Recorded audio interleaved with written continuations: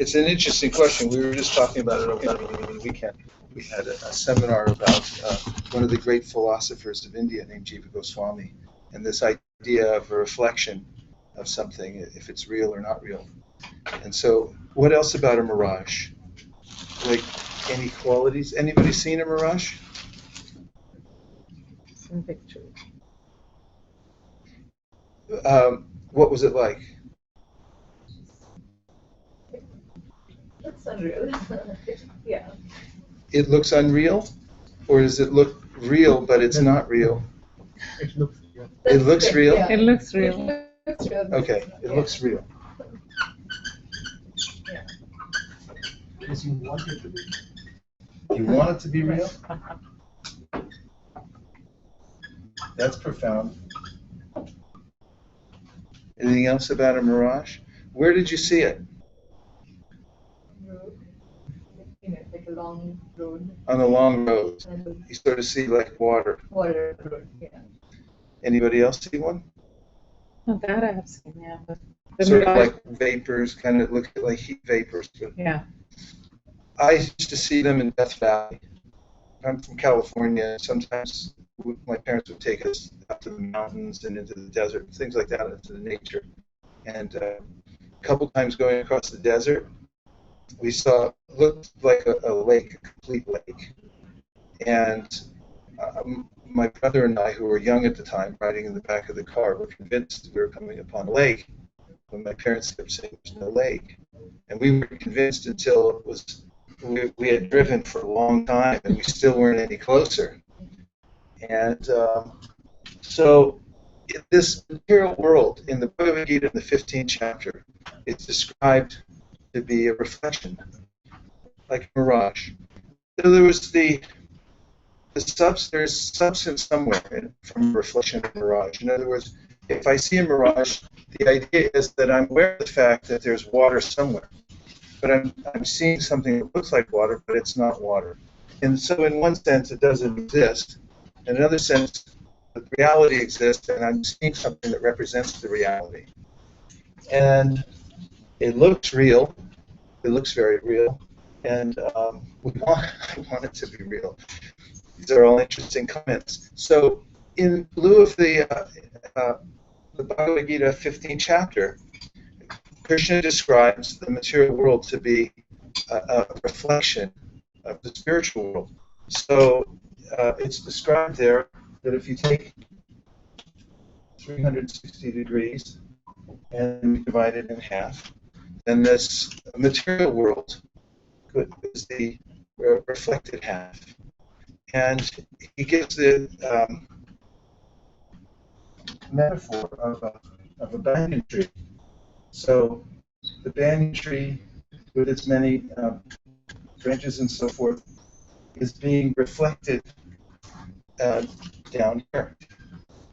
And he describes how we're in the middle of the banyan tree, and it's very difficult to see the form from where we are because we're tiny and it's so overwhelmingly large. And then he says also, we can't see its source, and we become entangled in it. So this example is given over and over again in the Vedic scriptures and the Bhakti scriptures about how this world that we're living in is like a mirage. It's a reflection. Are there any characteristics you can think of this world that are mirage-like? Just in the way we live and the things that we let me put it like this too. Let me personalize it a little bit. The mirage in the desert looks like water,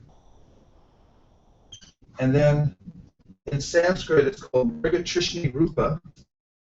So here's the Mriga, the deer, and the deer sees the water and runs after it. But it's a mirage. So does the deer get the water? Like to get it, right? He wants it to be real. So what about this world seems mirage-like? would you say? Like things we are chasing, we're running after happiness, peace, prosperity, fame, whatever people try and achieve. Nice. That's it is. Is there anything you've ever like pursued, if you run after, that looked like it was there, but when you got there, it wasn't there? It's promotion time in work.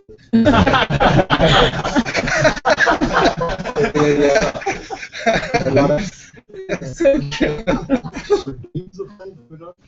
Pardon me? Dreams are kind of a mirage-like. They're vaporous, you know. Yeah.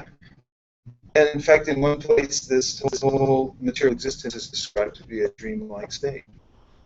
But the idea is, if you're hungry and you want a fruit, if you go to the bank of a lake where you see a reflected peach tree, and you grab for that fruit in the water, although it may be perfectly still water, it may be a perfect reflection of the fruit, you'll come up empty. So in the Bhagavad Gita, Krishna describes how there are three kinds of people that relate to this mirage. So the first one is these terms, karmi, nani, and bhakta. So the karmi means somebody who believes in the mirage and keeps chasing it and believes that I can actually get something out of this world. So I'll just mention that sometimes in the desert, animals will run after the mirage, and they keep running. They need water, but they don't get it, so they end up dropping down because they don't actually get there. So this material world is characterized by this wheel of samsara. People are chasing, and then they die and start over. They die trying. They die running after the water. So the jnani we talked about before it means somebody who has knowledge. So someone may come to this knowledge, point of knowledge. And Krishna says in the Bhagavad Gita, it may take many, many lives to realize this. Bahunam janmanamante jnanamam prapadyate. He says after many, many births, one may become a little interested to know why I'm constantly running after this and I'm never getting anything. I always come out empty. No problem. And so the jnani has a different reaction to the mirage. The jnani figures out that the water's not really there, so the jnani stops running. So the karmi dies trying. The jnani stops running. And then the third category is the bhakta. And as we described on the yoga ladder, there are different phases of yoga. It's an evolving process. And one who comes to the position of bhakta is above the jnani, because a bhakta reasons like this. If there is fake water here, I'm seeing mirage, it means there must be a source of that. There must be real water that it can actually quench my thirst and save my life. So the bhakta makes the connection.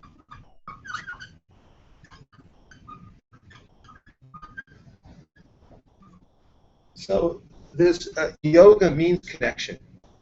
It comes from the root word yuj, means to connect. So the connection is that there's a source for everything.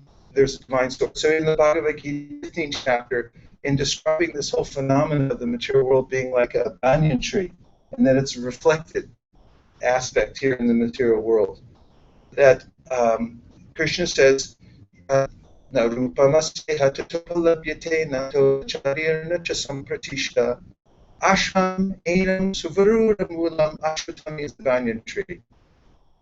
Asanga shastrena jadhena chitva. So that he recommends that one thing you have to do is you have to cut down the tree, the illusory tree. So asanga, he says, means by disassociation with it. It's a shastrena, it's a sword that you cut down the tree, chitva, as you cut it down.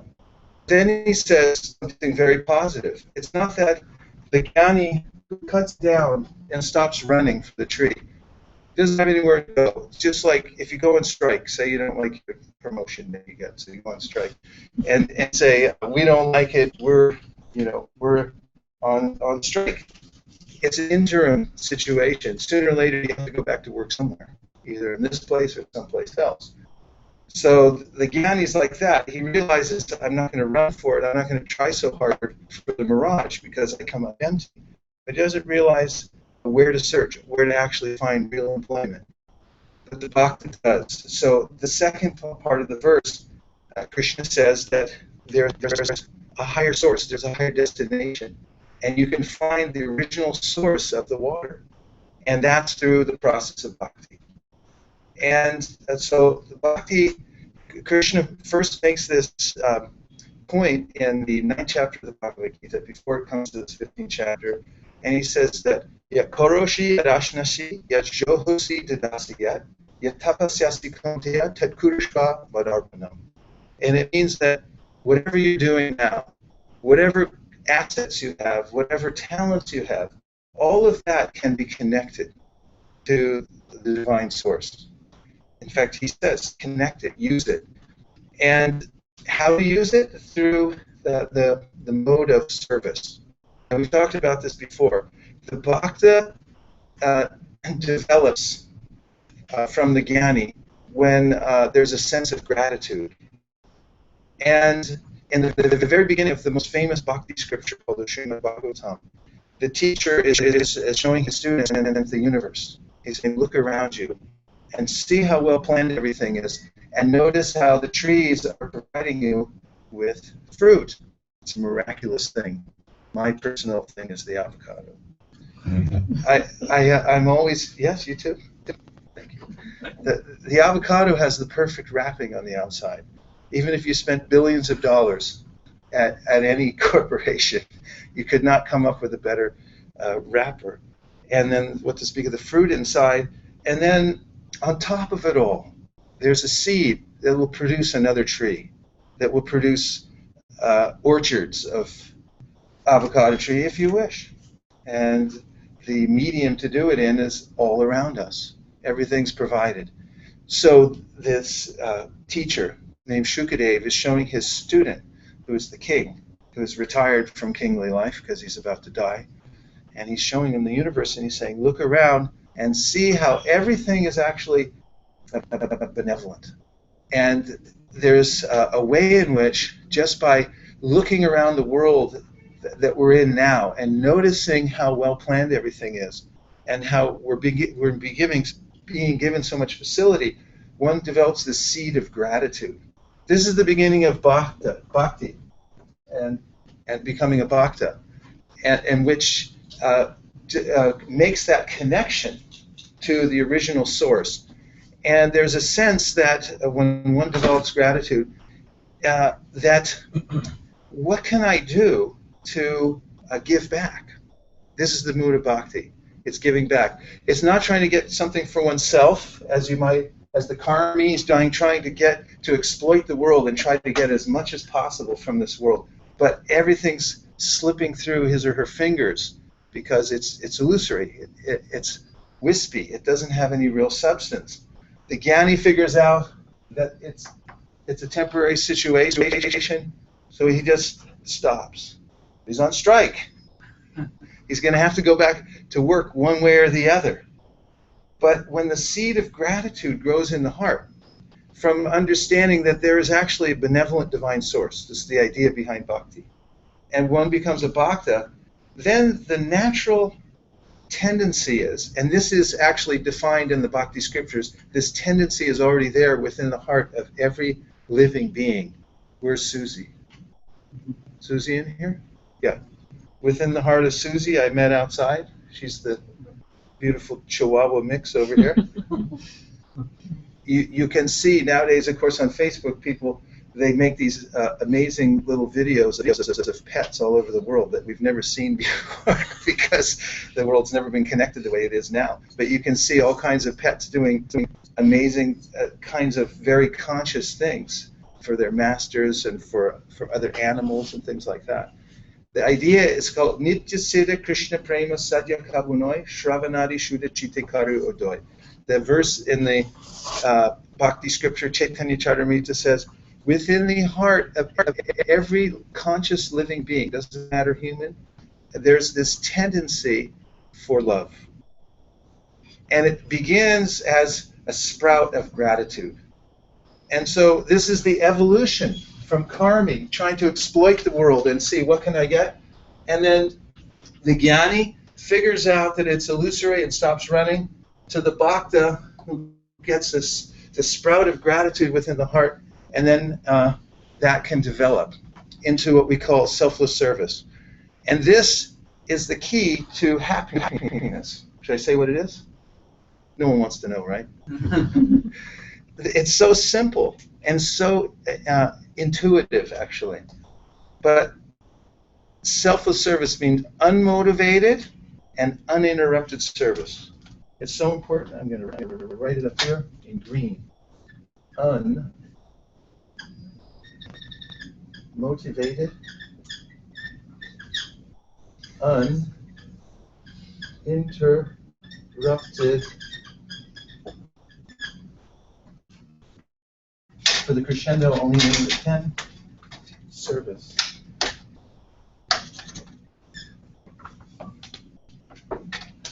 So unmotivated, uninterrupted service, the Bhakti scripture Srimad Bhagavatam says, is what actually satisfies the living entity, the conscious living being.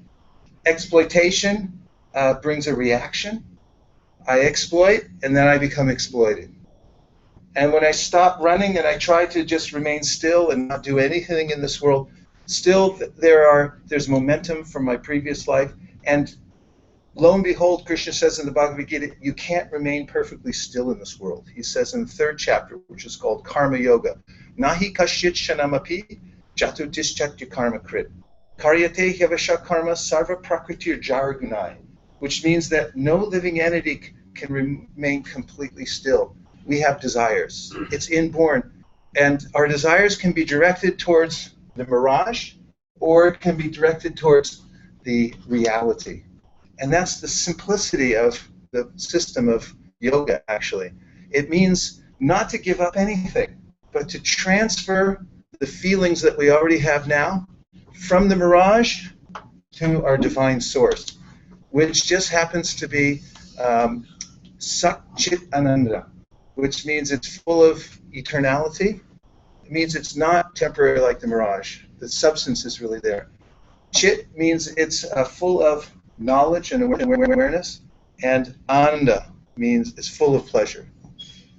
Now, many poets have written, bhakti poets, that the happiness that one gets in the mirage cannot be denied.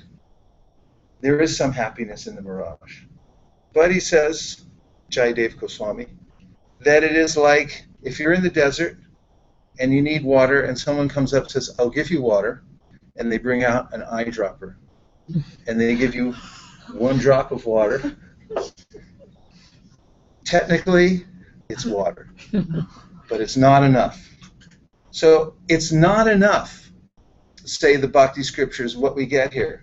It appears like it should be, and sometimes it appears I'm getting something, but it's not enough. It doesn't satisfy me. Therefore, I'm one of the symptoms of this living in the mirage is hankering and lamenting. Let's talk about that for a minute. Hankering and lamenting. Have you ever hankered for something? Let's say you really wanted something, and then you got it, and then you lamented that you got it. Everyone's laughing. I do this all the time. Has that ever happened to you? You want something so bad, and you get it, and you go like, I hate this. Or you want to get rid of it.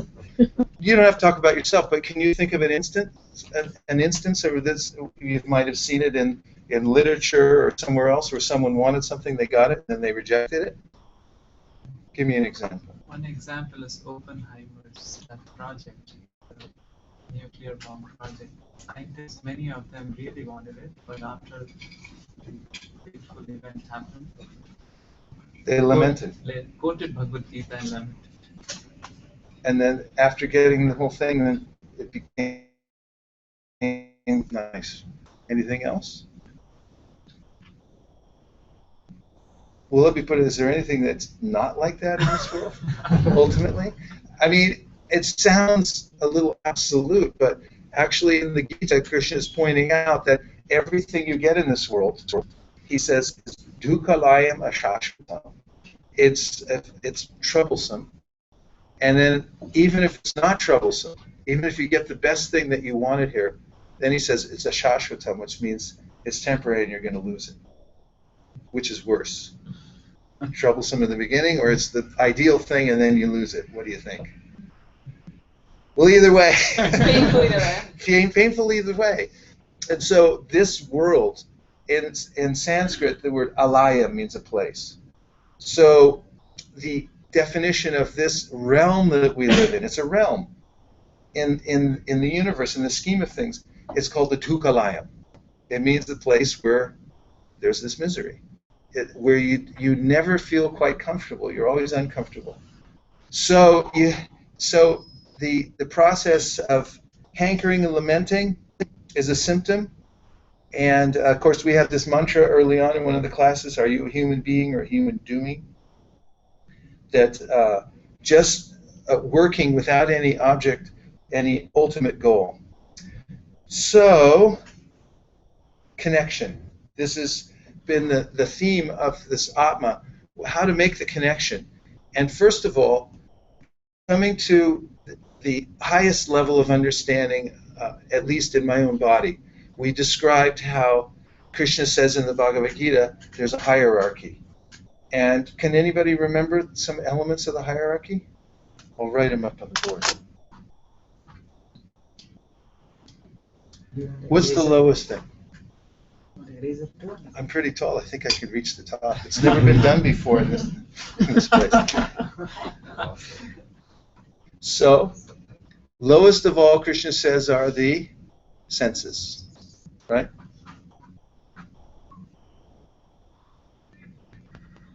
And above the senses, the mind.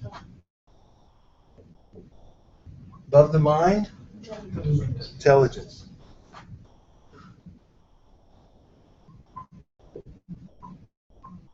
It's way up there, the Atma. Above the intelligence, ego. And, drum roll please, above them all is the name of the class, the Atma.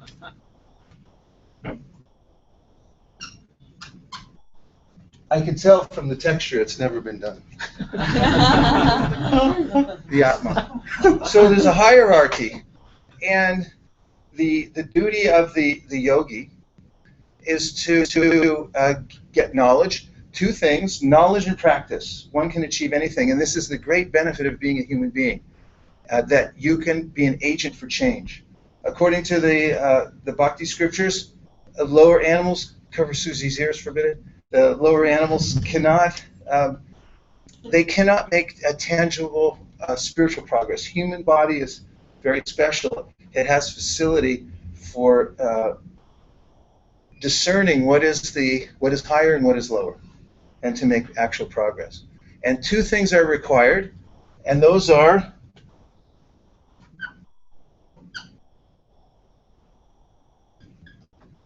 knowledge and practice. Those two words are so powerful. First, to know who you are and know what the goal is, to know what the hierarchy is, and then to have the practice that goes along with it. These two things, one can act higher realm of the Atma, and this is spiritual life. This is actual spiritual practice, to discern the difference between the levels and to understand how to take care of the Atma. So we described previously the yoga ladder and how there are various steps along the yoga ladder. And I'm going to write a few of them on the board, and then we'll just have a little discussion. So the first is V-karma, then karma. Anyone? Huh? A karma, yeah. We'll go to karma yoga, which would be the same thing. Same term. Karma yoga. And I'm making arrows, just saying one leads to the next, right? Karma yoga. And then we have jnana yoga.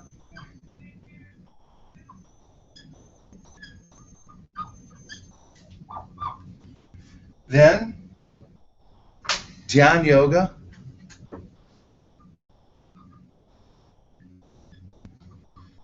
And then, anyone? I'm changing colors. It should be a clue. Bhakti yoga.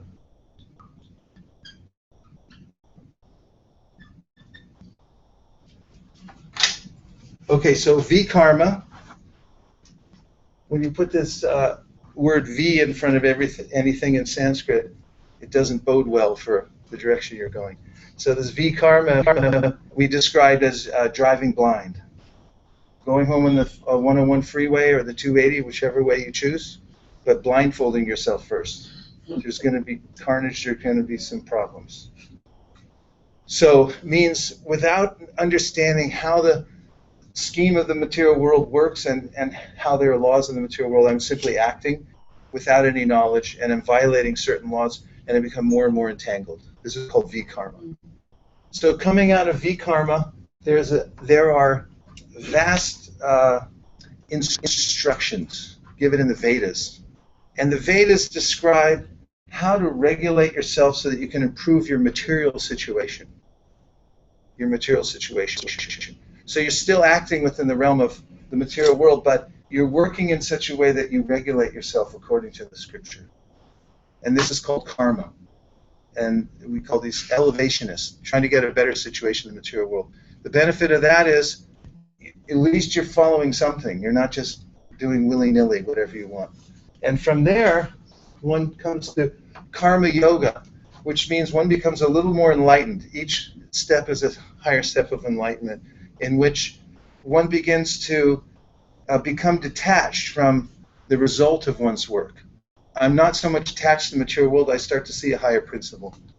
And then from karma yoga, jnana yoga. And jnana yoga is very specifically distinguished by the fact that one sees the distinctive difference between matter and spirit. One sees that the body is an encasement for the Atma, and that I'm different from that encasement. I may be designated now as a Czechoslovakian, or maybe from Mongolia, or I may be a man or a woman, but it's an external feature, but the real thing is the Atma within, and I'm only temporarily dwelling within this body. So the Jnani gets this vision, the difference between matter and spirit, and then Dhyan yoga means meditation, or even Ashtanga, which is a process through which one fixed in knowledge begins to very seriously look inwardly, organizing one's life around the principle of observing the Atma and living in the glow of the Atma, so to speak, the spiritual effulgence that actually comes from one's own consciousness, which can be experienced directly by anyone who takes a little time to slow down and look inside. And from Dhyan yoga comes the ultimate development of bhakti, which is described as the highest rung on the ladder of yoga, through which one begins to develop this gratitude. And we'll see, for instance, in the scriptures like the Yoga Sutra by Patanjali, which is all about Ashtanga yoga. Is anybody familiar with Ashtanga? The eightfold process? So there are different processes, rungs on the ladder of Ashtanga yoga, which are described by Patanjali starting with yam niyam, which means you have to be a good person, because if you lie and cheat, then you can't meditate. You can't sit down and actually be peaceful because you'll be thinking like, why did I say that? And other people say, hey, why'd you say that? and then you also have to regulate your senses. Yam, yam, yam. And then comes asana, where you actually learn how to sit down, and then you learn how to breathe, and then you learn how to concentrate. And these steps take a long time to perfect. Within the Yoga Sutra, Patanjali, the author, says there's a shortcut, and that is called Ishvara Pranidhan. So Ishvara means the supreme, the source of everything, the controller. Pranidhan means to offer gratitude, to offer yourself to the Ishvara. So he says this is the shortcut for the process of Ashtanga yoga or meditation, is you begin to develop this kind of gratitude for Ishvara, who's the one who's giving me intelligence, the one who's organizing everything in the material world. Remember we said there's a feeder and the fed. I'm the one being fed. Someone's feeding me. That's Ishvara. So again, we come to this point of gratitude, and bhakti begins to evolve the sense of loving service, selfless service. And in that, anyone can begin from any position. You don't have to be a yogi, you don't have to go to the forest, you don't have to give up anything, but you do have to start to connect everything to Ishvara in service. And from there, knowledge comes naturally, also a sense of detachment from the world because you're experiencing a higher taste. And this is a practical application of the Bhagavad Gita in this world at this particular time, 2014. In September, and today is the 10th, September 10th, 2014. It can be applied right here in California, in Google, in this room. So now we have some time so let's have discussion. Because we can talk about anything we want to talk about, and you can just bring up any points that interest you or that you want to go deeper into, and there's always a way to go deeper into them. And this is one of the processes for actually advancing in yoga, is to have these kinds of discussions. What do you think? Go right ahead. Let's try it. Yes. Would you be able to explain why the mirage exists in the first place? Wow, what a question. Why does the mirage exist in the first place? Well, one thing is that the Bhakti scriptures explain how the supreme absolute is the complete whole. So the complete whole has to have everything. That is, everything that one could imagine is included within the supreme. So light is there, darkness is there, reality, the illusion, those things are there. It's also a facility, as explained in the Bhakti scriptures, that I am a small fragment of the Supreme. Krishna says in the Gita, Mamai Vamsho Jiva Loke Jiva Bhuta Sanatana. That the soul is the Atma, is a part of the Supreme Atma. So it has the same qualities.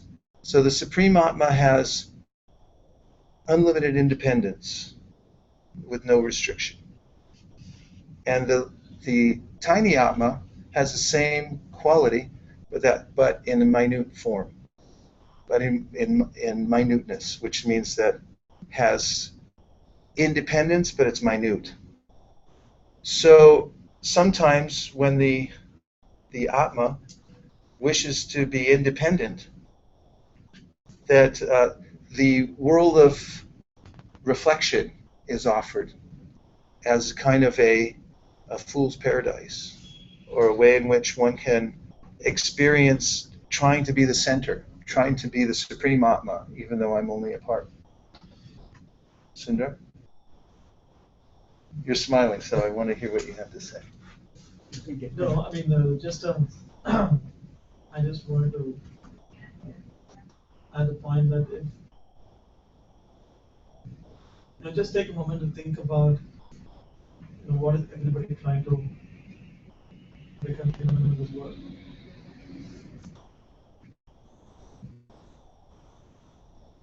And from that point, we can, you know, discussion like we really see all around us that everybody is trying to. What is that's driving development? Some desires. What is that? Some desires. Desires. Some motivations. Anything else? I am the center syndrome. Right. And the central syndrome. Anything else? Pursuit of happiness. What is that? Pursuit of happiness. I want to be happy. Pursuit of happiness. Yeah, I mean, those points, all those points are right, but I just want to focus on what Himanshu was saying about the central syndrome. I mean, everybody want to be the master, For the world. and so I was just thinking that um, the, ultimately you can see that in this world it's very hard to find that selfless service. The Atma is really that's the characteristic of the Atma, to be selfless and to be giving and loving, and but when it tries to lord it over, or when it tries to be or be part of the center, or in simple words, when it wants to play the supreme, then this reflection or this paralysis. So we talked about a couple of concepts earlier when we discussed the yoga ladder. And one of them was the word ignore. And then ignorance.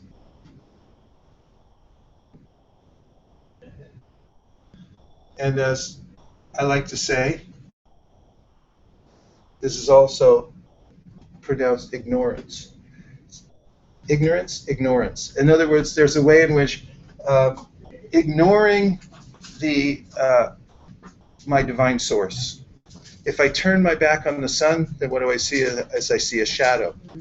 So this world is due to ignorance, which means I'm ignoring the original source.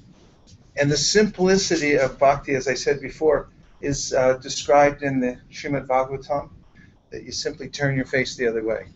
Turn back and out of gratitude, appreciate the source of everything.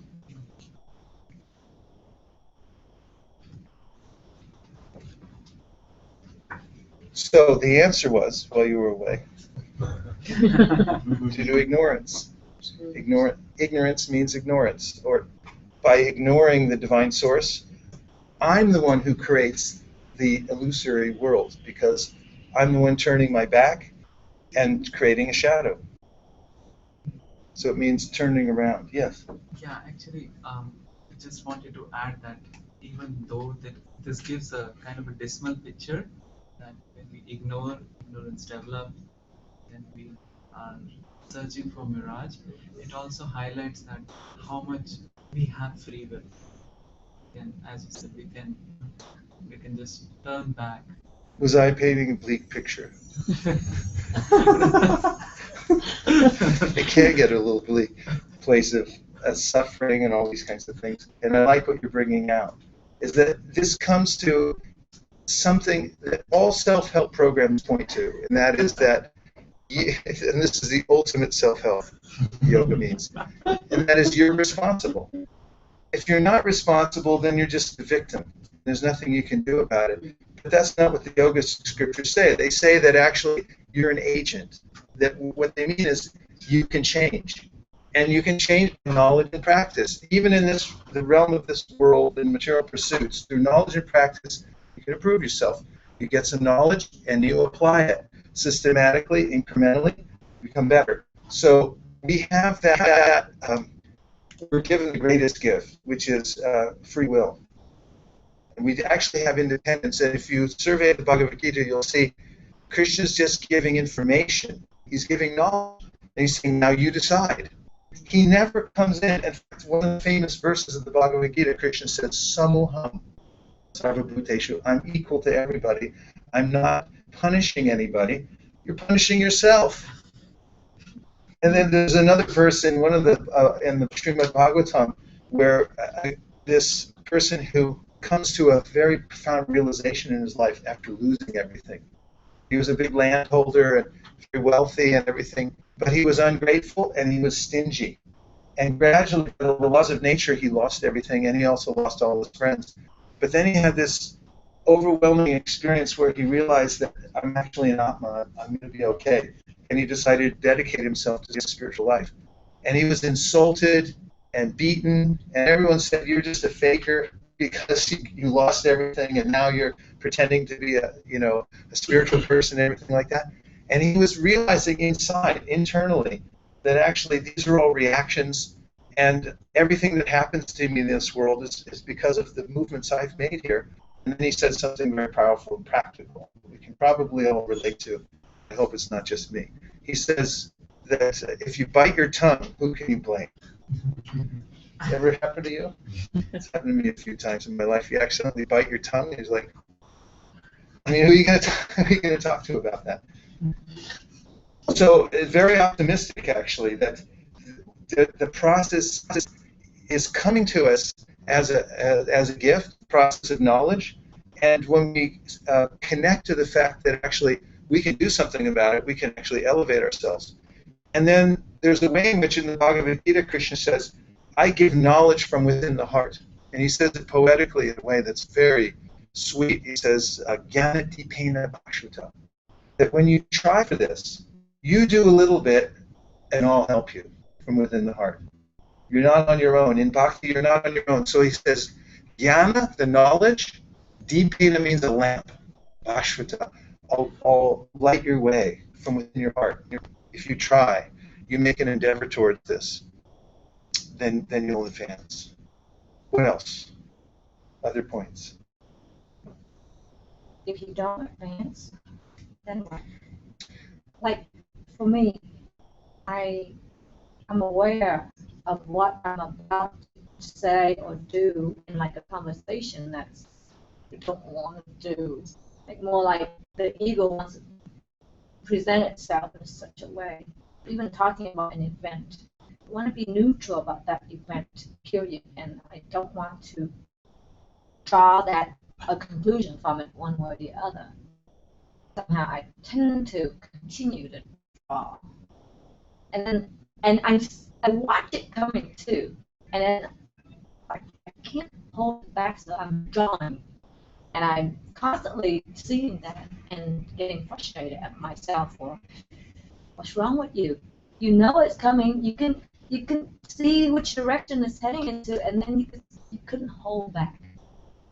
So that's where I am, and it's been kind of bugging me for the past maybe few weeks. Few weeks. Okay. 2 weeks. Well, you'll be happy to know in the Bhagavad Gita, Krishna's student Arjuna makes a similar complaint.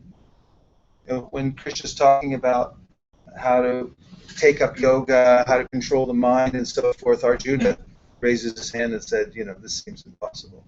Because the mind, he says, is chanchal. Chanchal, if we're having a peaceful conversation in here and a kid comes in, maybe 2 years old, our conversation's finished because he or she will be all over the room. That's what kids do. And they're chanchal. They're flickering, moving. So the mind's like that. Chanchal. Chanchalam imana Krishna. Pramati. So pramati means mad, in the sense of like crazy. So here's a couple of symptoms of the mind that Krishna is describing. Chanchalam, restless. Pramati, which means mad, like, how did you come up with that? The mind's always coming up with crazy things like, who said that? Leave me alone. Okay, Pramati, Balavad, and very strong. Balavad means very strong. So you've got Chanchal, unstable, then you've got mad, And it's strong too. And then Dridham. Dridham means determined. So this is the enemy, the mind. So in the Gita, Krishna is saying the mind can be the best friend or the worst enemy. It starts off, we're contending with this, but then Krishna reassuringly says that through knowledge and practice, you can achieve. Through knowledge and practice. It takes a long time, but in the process, when you understand that the goal is available, and you start the process, even you're not perfect, and you won't be when you start in anything, that you feel optimistic because you know it's possible, and you'll get installments, and you'll actually get free samples. There's a way in which when you start sincerely in the process of spiritual life, you get what's called free sample. I used to see these when I lived in Chicago. When the company would come out with this new candy bar, they send a young woman on the street with a big box that was hung over her shoulder, and people would line up all the way down the block, and she'd hand them out, and there were these small version of the candy bar that was going to be released. And then they did it, and that's really good. Give me another sample. Just one. Now go buy it. So there's a way in which you can get an experience, of what it is like to be an Atma. There's millions of times more happiness in that than in pursuing the mirage. And when you have that experience, then you'll be encouraged. You know it's there, and begin to systematically then do the work. And when you start anything, like, I don't know if you've had this experience. You start to clean your room. I mean, I hope you've had that experience. You start to clean your room, and you think, like, this should take a few minutes. But as you get into it, you start seeing, oh, look what's behind the couch, and and by the way, I need a new paint job in here. And if you paint the walls, watch out, because you're going to need new drapery too, because it's going to look drab next to the new paint. I mean, it increases, as you go along. But it's possible by practice. By practice, knowledge and practice, you can achieve. Yes. Yes. So if you're part of the whole, obviously it's just experiencing itself. Does it even, I wouldn't say make sense, but would it be contradictory if we were to apply our mind and ego and try to get back to Apply the mind and ego to? and mind and ego and the others and almost go back to Well, no, I mean, that's the idea of yoga. But there's a nuance here, because the philosophy that Krishna is giving in the Bhagavad Gita has been explained, well, of course, by himself directly, and you can take the direct meanings of what he's saying, and also throughout the ages, the acharyas, or the very highly advanced souls who have commented on the Bhagavad Gita, give these explanations, like Ramanujacharya, you've heard of, Madhvacharya, and so forth. And they talk about how what this oneness, or the reconnection with the whole, is not a homogeneous merging or becoming the whole, because inconceivably we're one with the whole, but at the same time we're different. Again, I'll say, inconceivably we're one with the whole, but at the same time we're different. And this is called the philosophy of achintya bheda bheda. So bheda bheda means at one time we're one, but we're also separate at the same time. So I quoted earlier, Mamai-vamsho jiva loke jiva bhuta sanatana. Krishna says in the Gita that all atmas, the small atmas, small s atma, small a atma, is a fragmental part, an anga. It's a part. But he says that's sanatana. That situation is eternal. It's not that at one point that the tiny atma becomes the big atma. But the way in which one becomes one with the atma, we're already always connected, but we've forgotten our connection.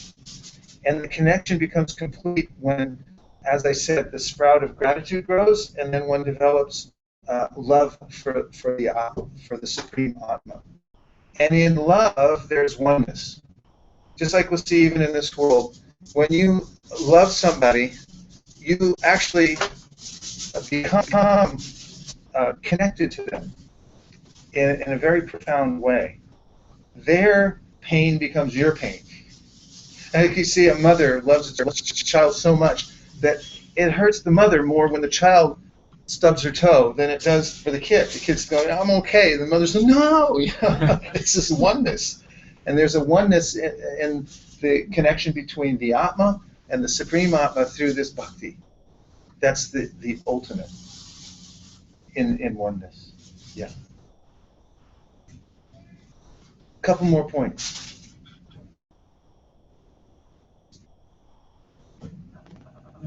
Yes, one please. point that it's like we say it's one family, and still people are individuals within the family, but they have same purpose.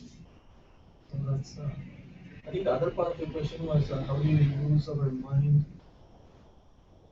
and just material to succeed in yoga? Was that the other part of the question? Well, which is material. Yeah, I mean, I guess my question was obviously this: should we just let go? Should we even try to rationalize it, conceptualize it? It means that the Supreme, the Divine Source. Well, in the Gita, Krishna's giving distinct qualities. For instance, in the 8th chapter of the Bhagavad Gita, look, there's 2 places in the Gita where Krishna says, Manmana Pavamat Bhakta. Think of me. Use your mind to think of me. So what are you going to think of? I mean, if you're going to follow that, then, and you say, well, there's nothing to think of, but as an example, there are many things that Krishna gives as specific ways to think of him. For instance, in the 10th chapter of the Bhagavad Gita, there's a whole series of ways Krishna says you can think of me in the material world. I'll give a few examples. Because he's describing his opulence, that you see the universe and you see its connection to the original divine source. So he says, of fishes, of aquatics, I am the shark. Of mountains, I am Meru. Of immovable things, I'm the Himalayas. Of men, I'm the monarch. And so forth. He goes through and he describes these things you can see in this world and that you connect. And then in the 8th chapter, he says, Kavim Puranam Manushashitanam Anur Aniyam Samadusmiritya Sarvasya Dataram Achintya Rupam Aditya Varnam Tamasa Purastat. And there he's giving very specific ways in which Arjuna can think of him. So first of all, it says Kavim Puranam. Kavim means as the most intelligent. So if you look around and you see how the divine source of everything is intelligent, where do you see intelligence in the world? Google Brain. Google Brain. Definitely see it there. And what about in nature? Avocado. So, and then he says Puranam, he's the oldest. And then he describes Dataram, he's the maintainer. So the recommendation is towards, because this question is asked by Arjuna too, can I think of something that's nondescript? And Krishna says he doesn't recommend it. But then he gives many different ways, and descript ways that you can actually think of the divine source. And then he says that's better. Because you can fix your mind there, and you can develop a sense of love. And it's unlimited because it expands like a beam of light that theoretically will continue to expand unlimitedly.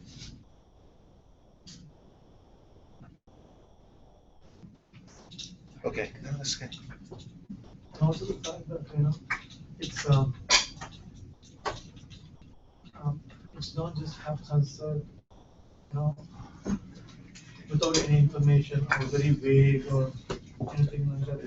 The Bhagavad Gita is very clear about giving very specific information about absolute truth, Ishvara, and so on and so forth. So there's nothing vague about any definition in the Gita about the concept of Ishvara. I mean, as much as as engineers, we know that we want the details and we want to put the details. And there's nothing vague about anything that we do as well. Either it's work or dealing with somebody or being a mortgage. So even in spiritual subject matter, there's there's nothing vague about it if you know clearly what the knowledge is.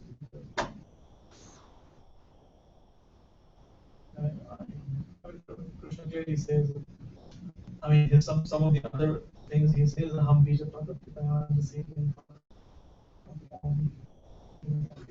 So on and so forth. Many things like that.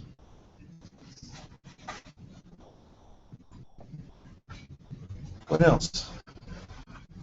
Any reflections? Things that, not like the mirage, but anything that you remember from the points that came up that were important to you or have helped you throughout the classes? That's a good question. What information so far? Because we have knowledge and practice. And we haven't talked a lot about practice. We just sort of hinted at it a little bit. But the knowledge part, have you found any particular point helpful that, it came to you and it said, okay, that helps me conceptualize who I am, what my purpose is, anything like that that was helpful?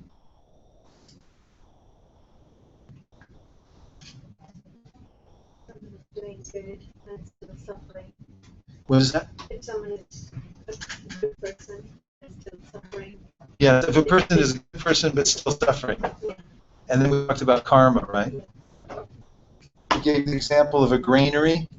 Someone puts in good grains, and then later they put in mediocre grains, and then they put in bad grains, and they put in good grains. And then somebody else, then he comes and starts taking the grains out. And as they're coming out of the granary, the different qualities are coming out. Philo, first in, last out. So, you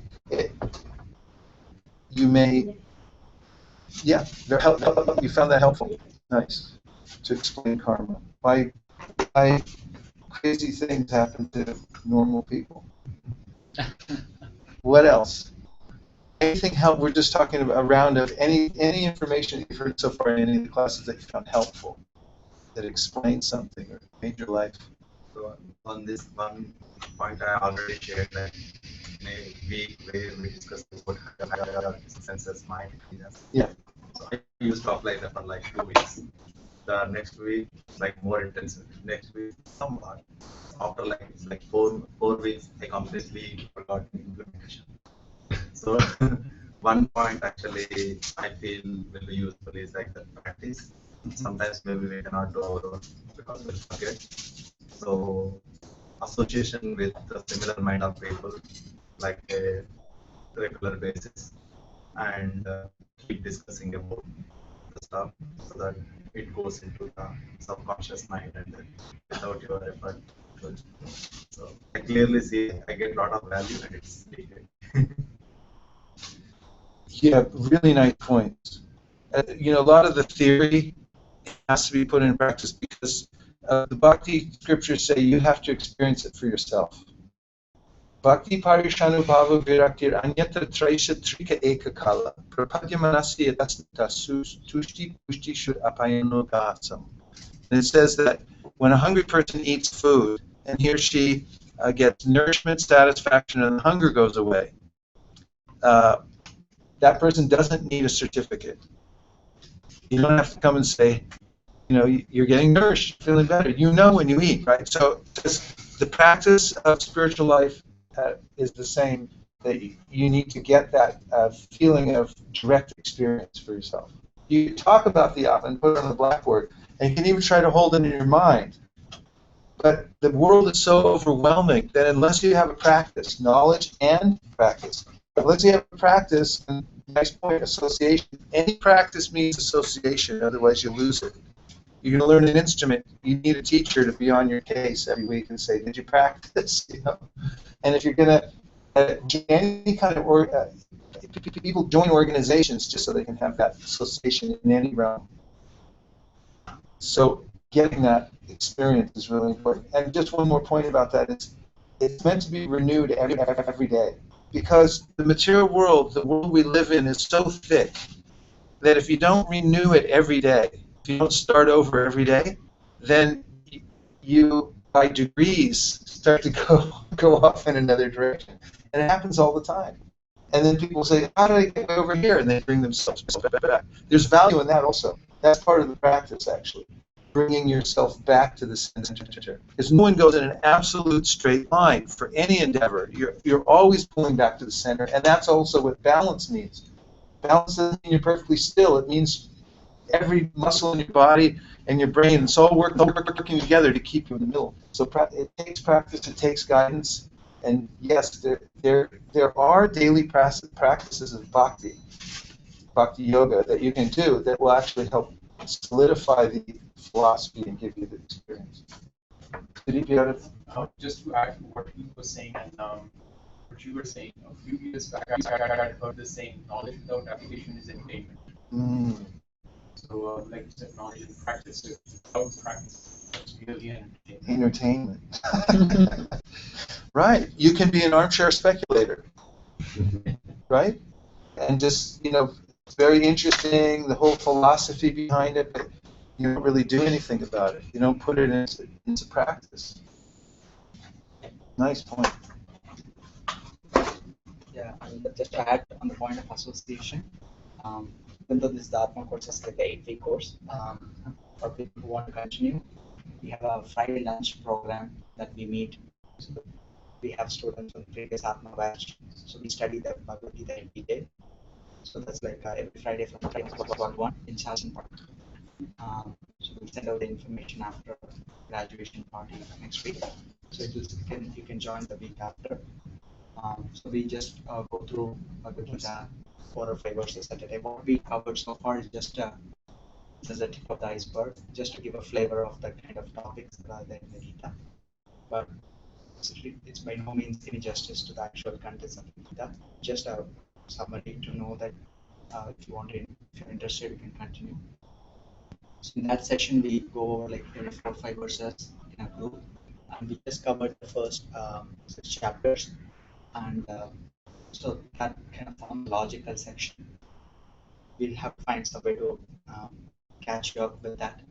But the second half, the second portion, 7th chapter to 12th chapter, that forms the heart of the Bhakti Yoga process, which Srinath was mentioning.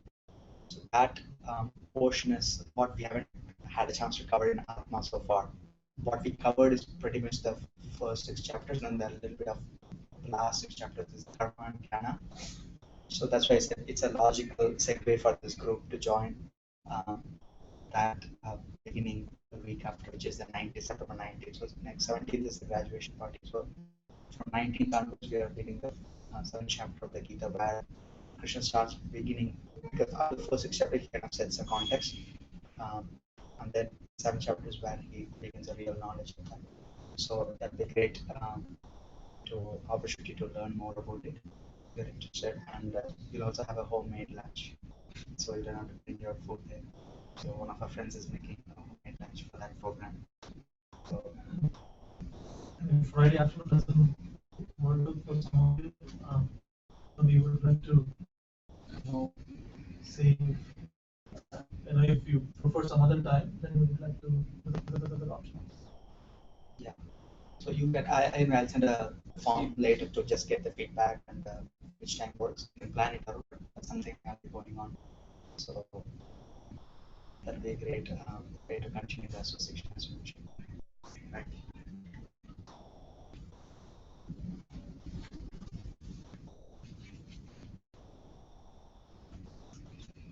That starts after the 17th. 17th is the last Atma class. Is that correct? Next week. Wow, that's tough. Yeah, we'll also be a graduation party as well as be a workshop. Workshop on mantra meditation. Oh, practice. Yes, practice. Yeah, that's one of the practices, mantra meditation. We did some of it when we started the classes. We did the Omkar. And there are many mantras in the scriptures that have their own weight and power, and practicing the mantra is something that you can definitely do. It takes, if you do your own home practice, it takes a little discipline. But all of you obviously have that, otherwise you wouldn't be at Google and you wouldn't be at this class. And so that's something, that's an important, it is a very mobile part of the practice. You can take it anywhere and use it, the mantra. And it doesn't, you mean you even have to do it at home. You can do it at any time. It's based on this principle of how the Vedic scriptures describe how everything's created by sound. Even in the Bible, it says in the beginning was the Word. The Word came. There's power in sound. In fact, the Vedanta Sutra, which is a summary of the Vedas, says Anavritti Shabdat, which means that by transcendental sound with this spiritual quality to it, you become uncovered. We talk about the covering and the ignorance and things like that, and the inability to move even though you want to move. You see what it is, but you can't go. That can be improved by the mantra, Anavritti Shabdat. So Shabdat means transcendental sound. And the theory behind it, sonic theology, is that it's from a different realm. It's a different quality, and it has a different effect on you. Just as you've experienced in this world different kinds of music. There's minor and major chords. Minor chords make you feel sort of dissonant. They're a little blue, and so for major chords like dun, dun, dun, dun, dun, dun, you know, when you put on music, if you put a ghastly scene and you put cheery music, people will go like that doesn't fit, right? Because it has a consequence. It affects us in a certain way. It represents something very powerful. So the logos, the original form of God, becomes represented in this world in sound. And the Bhakti scriptures are very big on this, that actually you can have the full experience through the sound. And therefore you can take the sound in this mobile way, and it's encapsulated. It's given like in a zip file almost. You know, so if you click on the file, it opens up all the information. So the mantra is like that. It contains very specific and powerful information that is unlocked through your giving it some attention. And you'll experience it for yourself. So that's a practice we'll talk about, right? There are other practices of bhakti. One of them is food, I'm happy to say. Food yoga, it's really a kitchen religion. The thing is that you are what you eat, not just in mind and body, but also in spirit. So there's a way to cook, actually, so that you're connected to the divine source. And it's just so applicable to bhakti, because think about it. What does everyone want to do on a holiday? Eat. And what do they want to eat mostly? They go to, I mean, what's the best thing? It's like on Thanksgiving in America, everyone goes home because they want to have home cooking, right? You go home, it's like, my mom cooked this. There's a difference between my mom cooked this and it was on a package in the store. I was in the airport in Bangkok not too long ago, and I was looking for an apple. I finally found one, but it was in a package, and it had already been cut for me. And I was just feeling like, like a foreigner, and I couldn't find any food with any vibration to it. So this is one of the practices of bhakti that's very powerful, is the food yoga. The way you cook and the way you eat will have a profound effect on your consciousness. That's another thing. There's a famous saying, you are what you eat. You are what you eat.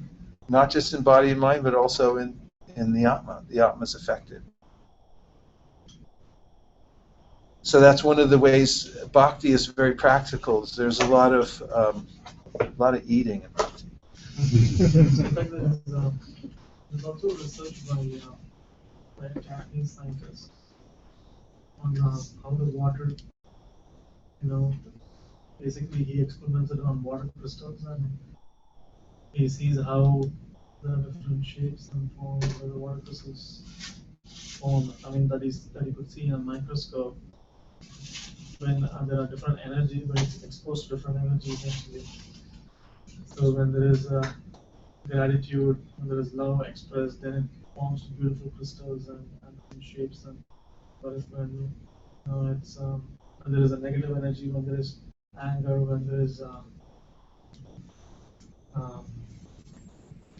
when there is harsh words and everything, how it actually becomes misaligned and it becomes like very choppy.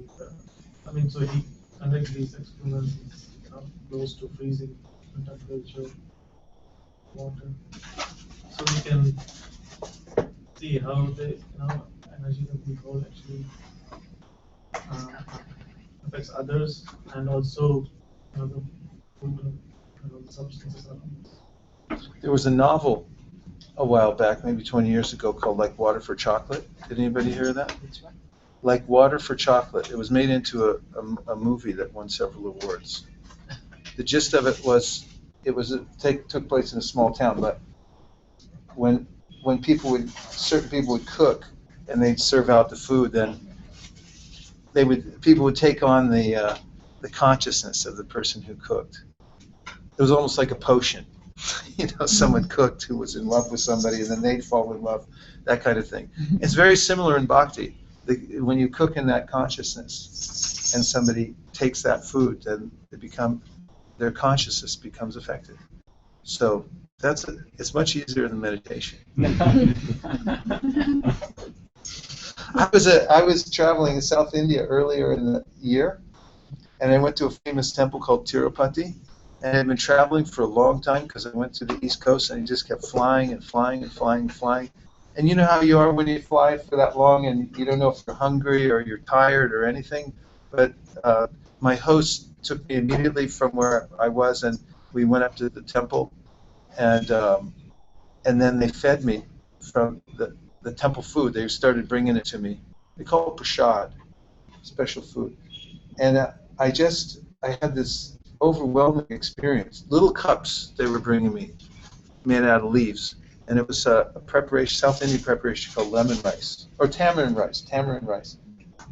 And normally people just take one of them, but I kept taking them, and they'd bring me more. I was piling up the place.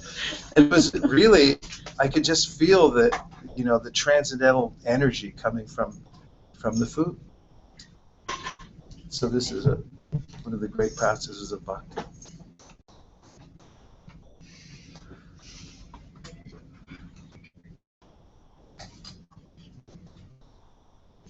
Any other things? Do you all have to go? You probably have. Do you all have to go back to work to do the rest of the day, or are you done now? You're done? That's nice. Please do stay tuned. Next is the workshop as well as graduation thing. We'll keep you posted about the other sessions which we are having. We'll send out. It would be great if you could just join that. Yeah. Because there are other attendees from the other batches. It's a nice round, more association, more in depth, and free lunch.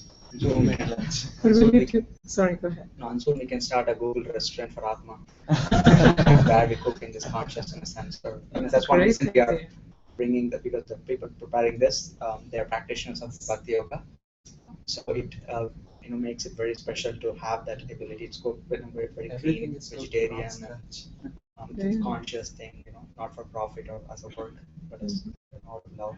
So that's why my friends are helping doing that as a service. They enjoy doing it. So that's part of the experience of the lunches that on Fridays.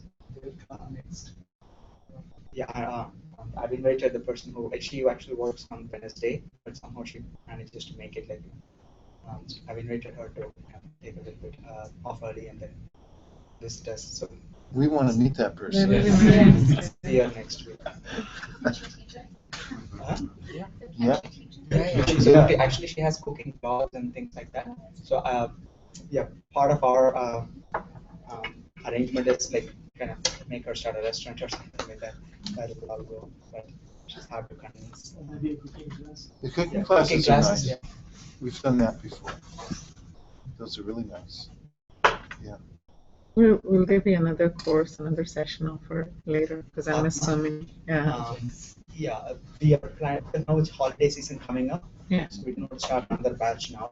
It'll be after the holidays, like somewhere after Jan 15, when people are back and settled and regular mode resumes.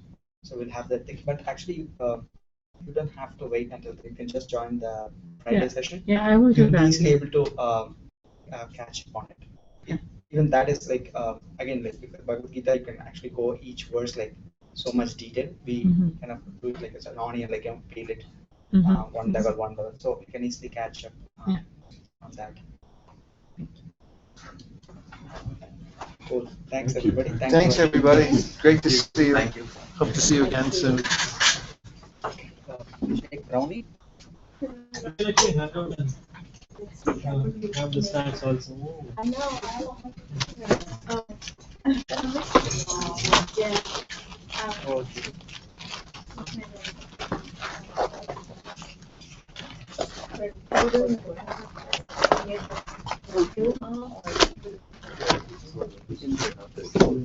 Yeah, Friday. The first thing they offer, like, for like 8 Yeah, days or something, too, but I don't know. Yeah, well, they're empties So for it's like 3 full days. Actually, I wanted to. connecting and talking. I'm just gonna actually ask. We should have this. In the situation room. Yeah. I know. I Or ordered it's one. trying to keep up with it after. Yeah, you're supposed to get it. Things are just a little slow because the funds have to come in, one thing after another. Because there's a lot more things, Good. I haven't had they're coming in. Yeah. Costs a lot. I mean, I just looked at the new It's not like Google. getting it down, but I got the information. Yeah, it is so. This is nice. Like that. Quality of that water. That should be your guide. Yeah. Like the next one. I'll be- Yeah, like at least try down the way. I might not be around. I took, copious notes. So just sign up for the. 20 pages of notes. Because it's handwritten, so it'll probably be Okay, down. good idea. When I No, digitize it. thank you. But I was thinking I of haven't going over had the these notes out. and maybe, start to, just develop a class Right now, out of it's the a toughest and 3 darkest. month. Because there's some really important points, I think. And also, I'm gonna get Rabinu Sharuk to come out to do a seminar on hermeneutics. Oh, yes. You know, I kind of take it as a I good think thing. it's I mean, I see really a lot of well thought people out, well here, and researched because seminars are really the pay good is for, great, the benefits for all great, it's almost as though they're because they get in prison. a really broad-based way, they Yeah, kind of think because Yeah. now you Krishna don't want to consciousness. take, you can't find anything else. Thank you for the brownies. So for They're me, very impartial. right, so for me not having that is a good thing. Well, yeah. This is- This is a higher view. Right, right. It doesn't. That's why I felt like we're not. Oh, thank you very much. It's a pleasure having you. Yeah. Big block, yeah. Good luck with everything. That's good to have. Thank you. Yeah. Yeah. I'll just come back. Thank you. Sorry, Bye, I'm gonna miss Susie. you guys next week. See you on Fridays for lunch. I know, that sounds good. I look forward to seeing some pictures for next week. Pictures. Congratulations. Just don't get to see it. Thank you so much. Yeah, thank you very much for your undivided attention in all the classes, both of you. Really. I was lining her questions. She's such a nice person. That's how humble she is. She's asking.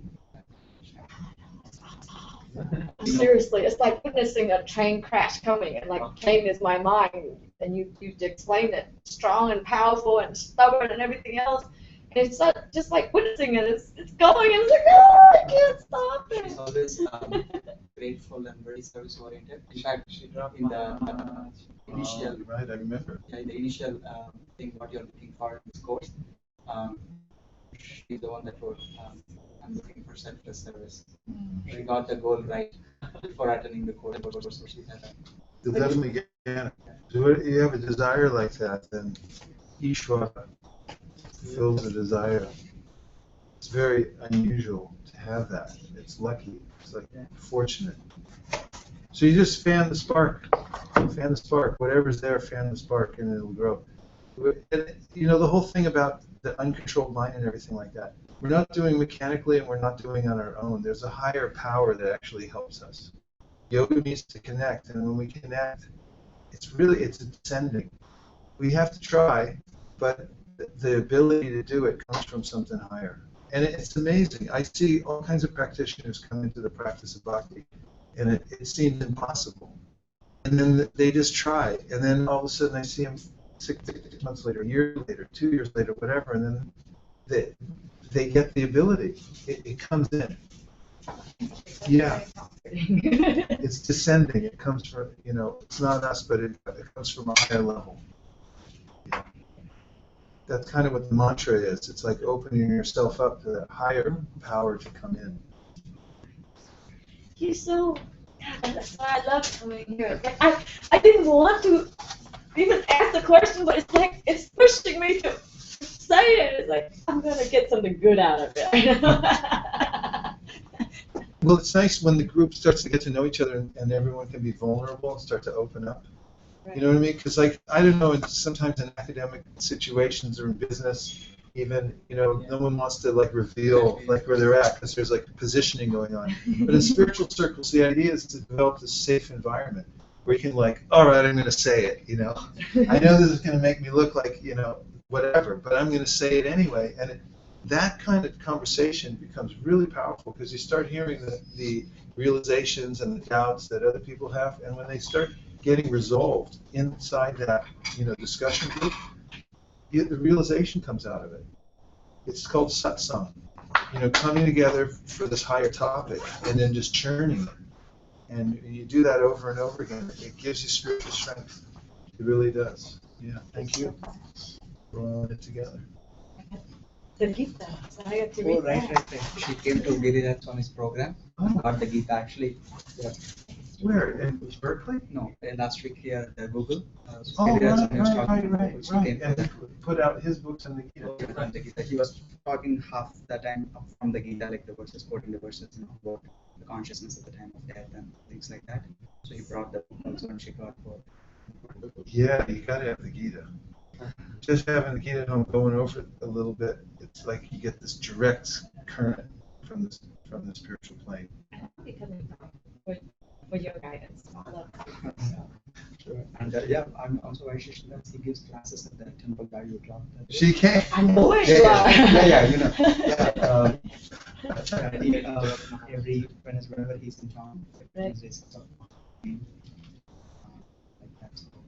And everyone's there's always something going on Wednesday night. So. Okay. Yeah. Thank you very much. I know where you are. Okay. Go find you. Thank you so much. See you later. All the wonderful food and gotta meet my friend. Yes. I should introduce you. Thank you. I'll be around. Thank you, Dave. Thank you, everyone. Seeing you. Good to meet you. Thanks, Dave. Okay. Good to see you. But we are seeing you next week, right? Yeah, and there's one more. I'll be here next week. Oh. I know, I picked the wrong day. That's okay. You can probably catch on Fridays. Yes. Yeah. Yes. For sure. Okay. Okay. All right. So Thank you. Bye. Bye. I'll see you soon. Bye. Bye, Jay. Bye, Susan. Bye-bye. Bye. Dave? While I wrap it up, Okay. I should start hiking over. no. If you have to go early, I will escort you off. That's fine. While I wrap it up, or I can come. Oh, I can go on my own. It's okay. I can get away. Don't take anybody out of the way. It's no problem. I'm not anything.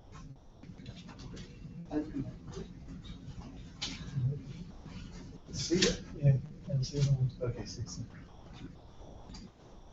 So we're just meeting them or just yes. Should we be here?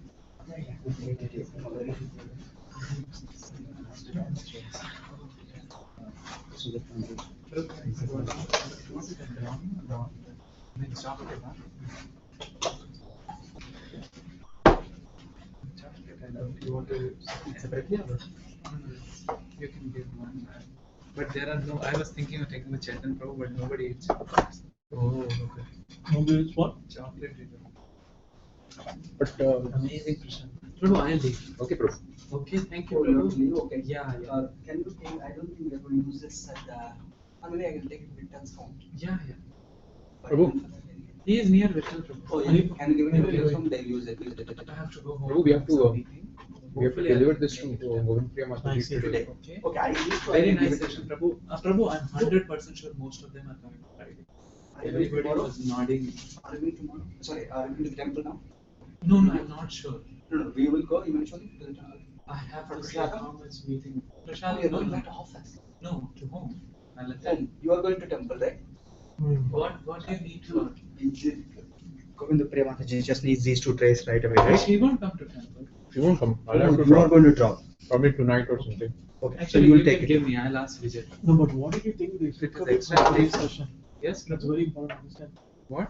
Because we didn't have the group discussion, I didn't quite understand what they took away from today's session. Oh, Prabhu, it was overview. They were asking questions. I think it was nice because he stopped in the middle and just asked. You had something prepared for group discussion the other day? No, I didn't have. No, bro, you're not saying But the I don't Viktor think Prabhu's they place. really took. You are. But No, I we have a have car, to so share you have to take it. Huh? How will you go home? Okay, little more. Yeah, I mean, because we didn't read those verses also. Prabhu, I'll leave. I have. Okay. Okay. So next. So Friday it's 12 to 1, right?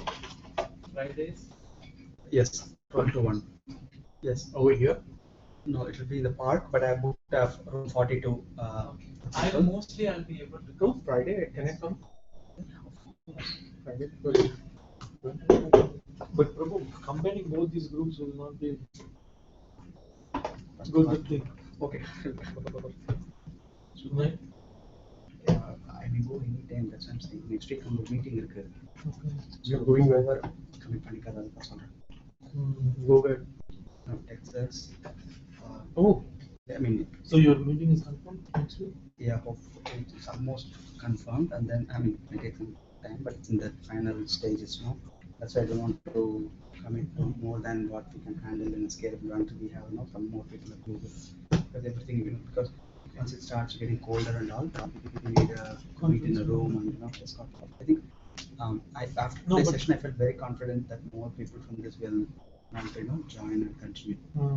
And the thing is, the Wednesday works, I'm totally open. No, I'm not talking about Wednesday. I'm talking about Friday only. But we should at least have it as two groups, Because these people have no idea about. I mean, from today's session. So I'll tell you, these people have read more verses from the Gita than even the first group.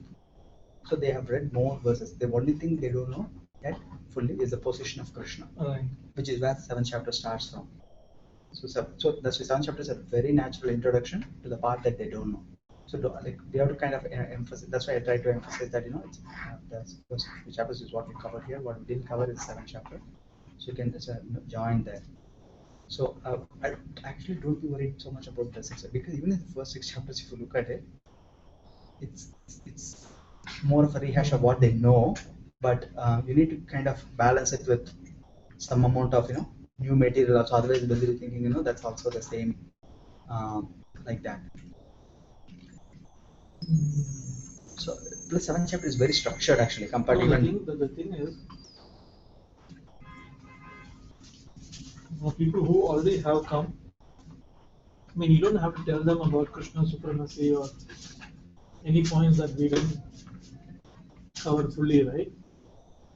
If you look at the Prabhu was telling, it's kind of it comes out very naturally. No. Today he was kind of quoting back and forth and Supreme. No.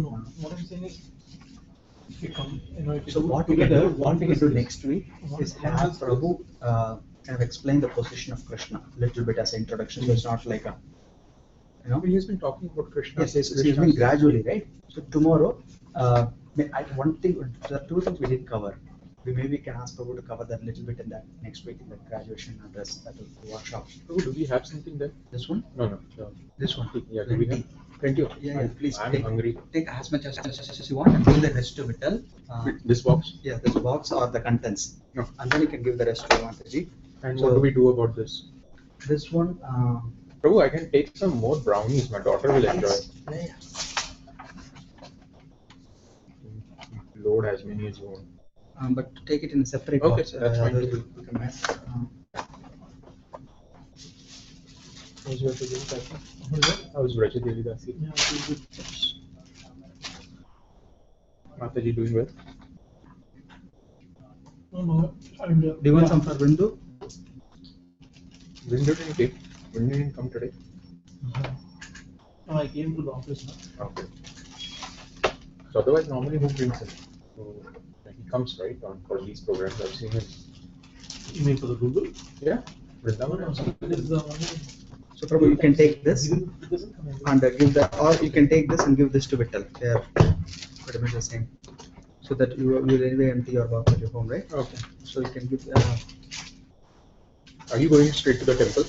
No, actually, I will go back to work, complete a code review, we will send out a code for review, and then I have to go to the temple, and then I have to meet some friend there, and then hopefully he will drop me into the Vittal's home. I want to talk to you if possible today, late today evening.